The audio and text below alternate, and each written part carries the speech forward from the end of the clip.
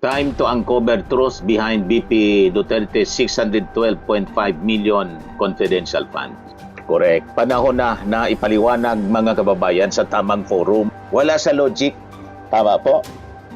Sa ilalim mga kababayan ng Article 217 ng Revised Penal Code, yung malversation of public funds, ang sino mang opisyal na may hawak ng pondo ng bayan ay pananagutin kapag hindi niya ito. Paano natin mapapalampas ang isang leader na gumamit ng peking piraso ng papel para sa halagang 448 milyong peso na pondo ng bayan mga kababayan?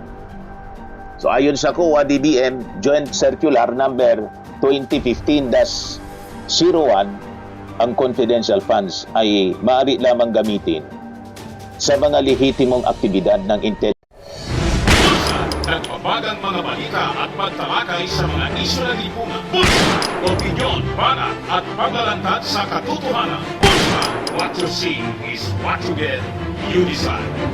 Hello po mga kababayan, si Dante Maravillas.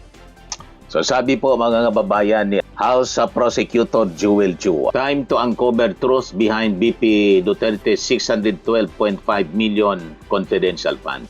Correct. Panahon na ipaliwanag mga kababayan sa tamang forum nitong si Sara Duterte sa pagpapatuloy day 11 ngayon ng impeachment trial laban sa kanya. Tama na yung palusot, tama na yung press con na ang nagtatanong lang yung mga ibigan niyang vloggers, mga kababayan, at mga taga-media na inimbitahan niya, na friendly sa kanya. Hindi po pwede yung ganon. Kailangan i-cross-examine itong si Sara Duterte at yung mga kasama niya sa kanyang opisina, sa Office of the Vice President at saka sa DepEd. Enough of propaganda at mga kung ano-anong palusot.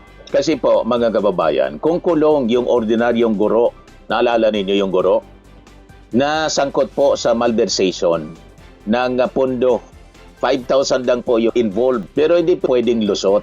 Ang napakalaking amount ng pera, 612.5 million pesos in confidential funds.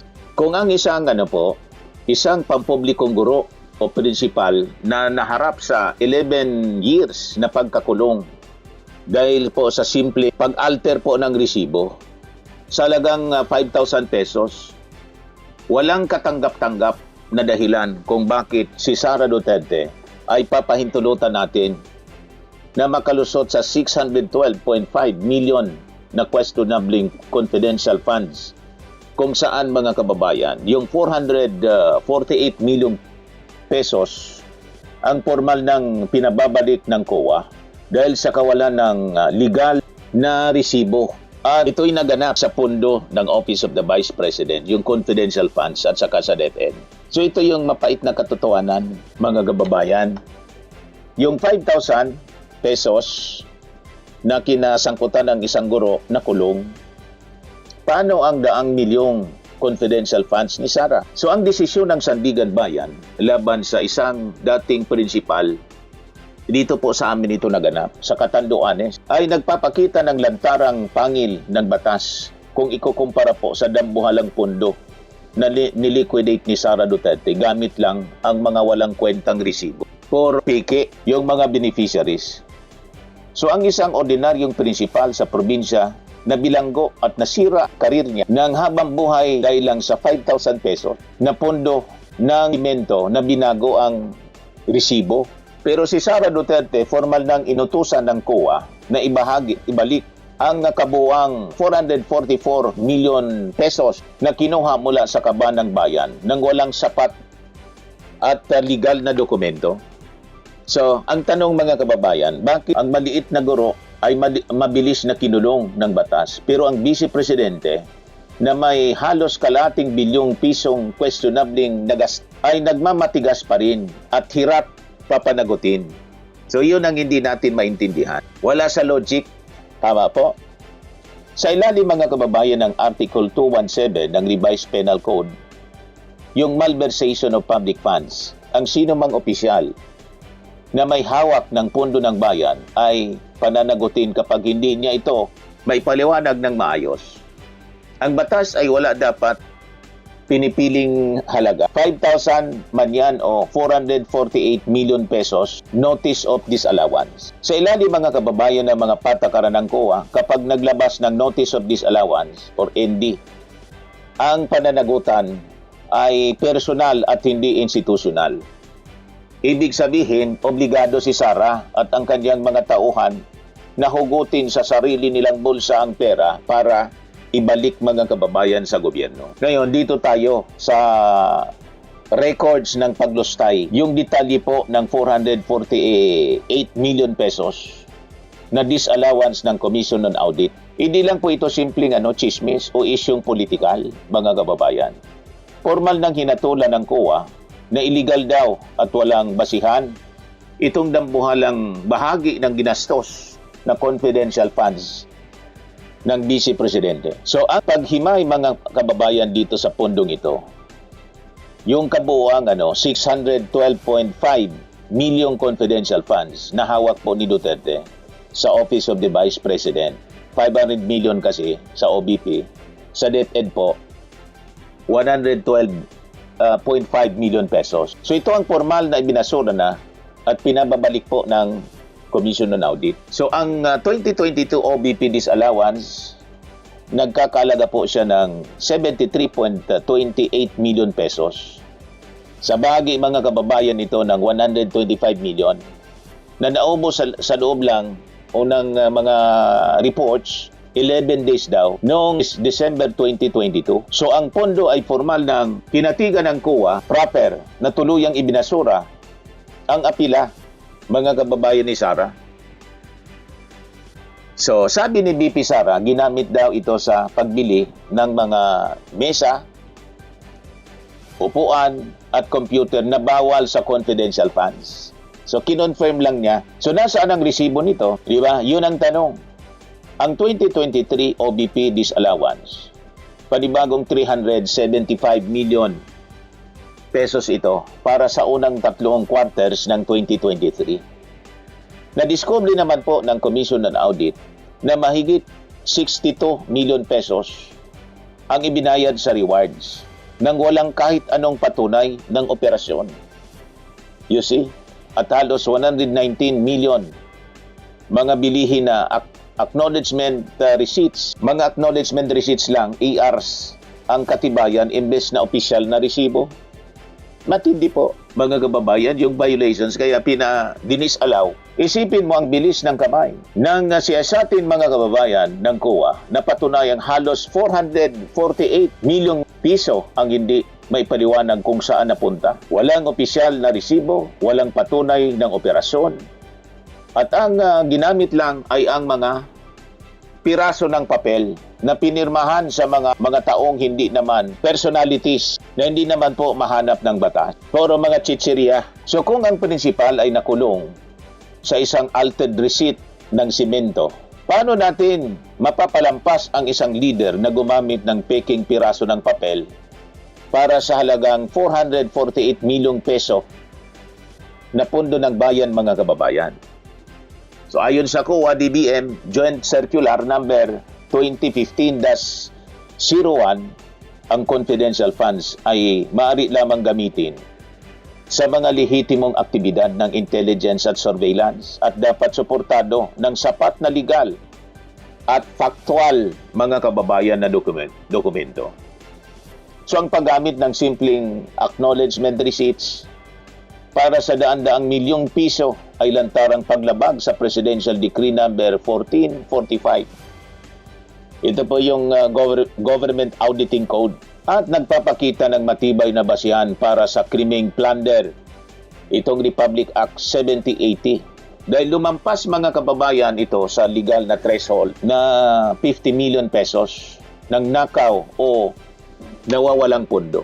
Ngayon, dito tayo sa subtle bribery at lantarang lagayan sa loob ng DepEd. Yung issue sa mga binibigay na 50,000 doon sa isang DepEd official para manahimik upang mapagtakpan ang kanyang mga irregularity sa pananalapi, lumabas sa mga pagdinig sa Kongreso na naging kalakaran sa ilalim po ng Vice Presidente ang pamimigay ng mga sobrang may lamang cash sa mga opisyal ng DepEd upang impluensyahan ang kanilang mga desisyon. Sa mga opisyal na pagdinig, mismong mga matataas na pinuno ng DepEd, mga kababayan, tulad po ni dating Yusek Gloria Mercado, dating BAC Chair Resty Osias, at saka yung accountant na si Runa Catalan, ang umamin sa ilalim ng sumpa na nakatanggap sila ng mga sobrang may lamang 25,000 pesos hanggang sa 50,000. Buwan-buwan na galing mismo sa opisina ni Sara Duterte. So ang mga sobrang ito ay binibigay sa tuwing may usapin sa mga bidding, sa kontrata at pagpapalabas ng pera. Ito ay isang malinaw na anyo ng panunuhol, mga kababayan, upang manahimik ang mga opisyal at sumunod sa kanyang mga irregular na utos. Ito ay lantarang paglabas sa Article 210 o direct bribery or Article 2111, indirect bribery ng Revised Penal Code, mga kababayan.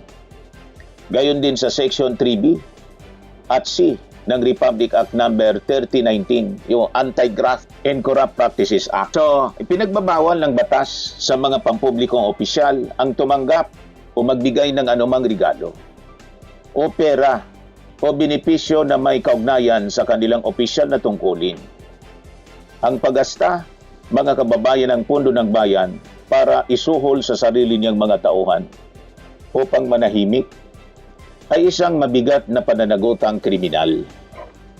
Ngayon, dito tayo sa issue, mga kababayan, ng Binoro na pangako sa laptop at yung 9 billion pesos na computerization scandal. Pinangako ni Sara ang modernisasyon ng edukasyon sa pamamagitan, mga kababayan, ng pagbibigay ng mga dekalidad na laptops at e-learning tools para sa mga guro at saka estudyante.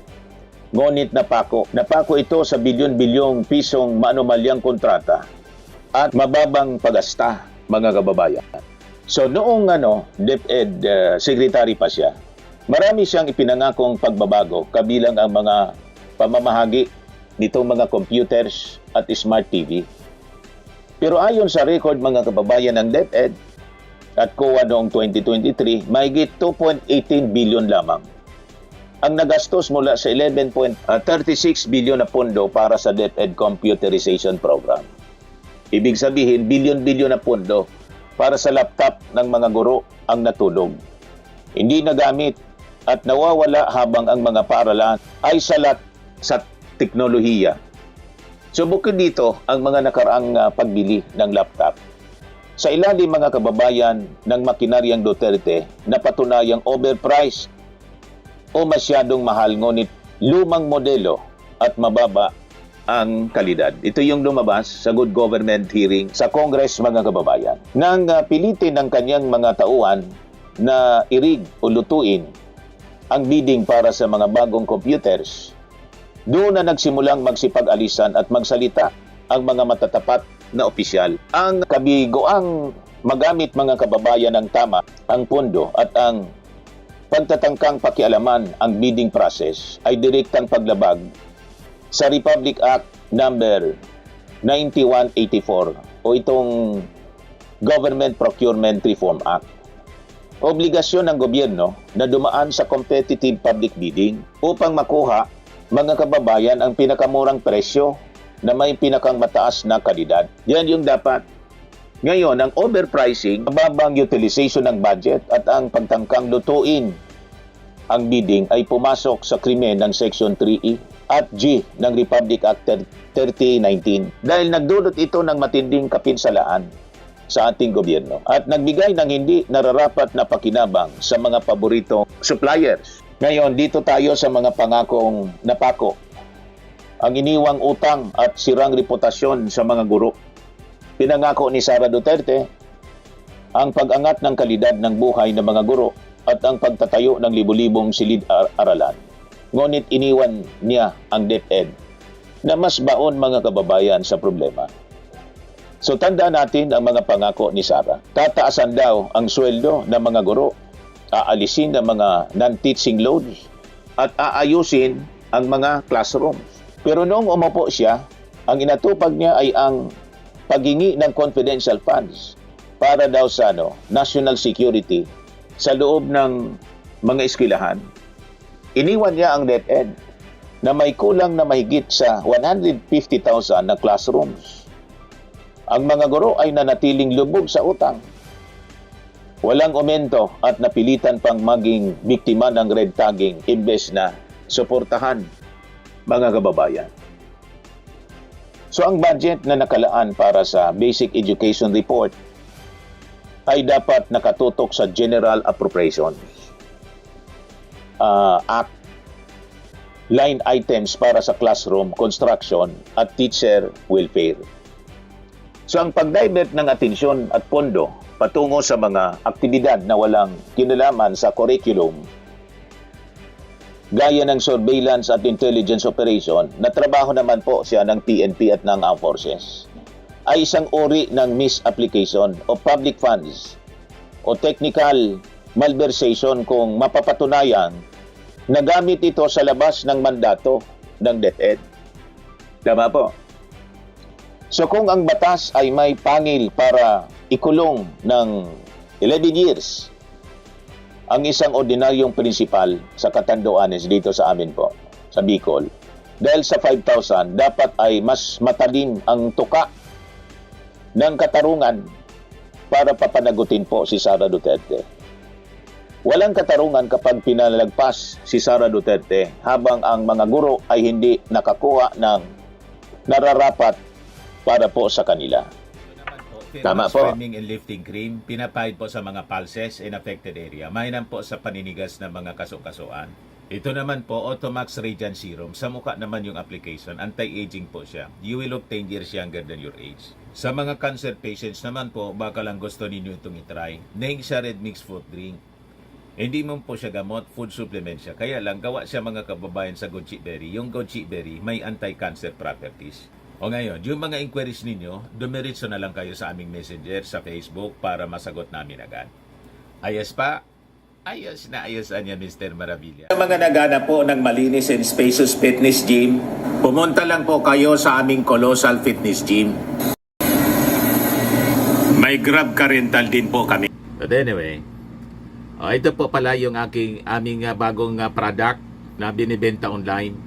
I am worldwide amazing pure organic barley powdered drink mix from Australia. Negosyo to ng aking anak na architect entrepreneur Riz Maravillas. Ayan po. Kontakin na lang po ninyo siya, Riz Maravillas on Facebook. Ang mga health benefits niya, boost immunity, improves digestion, enhance energy levels, packed with antioxidants, prevent cancer. Ito naman po yung bago naming product na binibenta online. Eye Glow Serum, whitening po siya. Tingnan ninyo yung epekto sa aking anak na architect before and now. Yung mga inquiries po ninyo, dumiretso na lang kayo sa kanyang Facebook account, Riz Maravillas.